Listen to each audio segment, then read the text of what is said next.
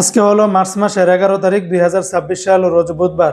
এই ভিডিওর মাধ্যমে আজকে ওমানের সকল এক্সচেঞ্জের রিয়ালের রেট পাশাপাশি স্বর্ণের রেটের সর্বশেষ তথ্যগুলি জানতে পারবেন। বন্ধুরা মনে রাখবেন, রেটটা যে কোনো সময় পরিবর্তন হয়ে যেতে পারে।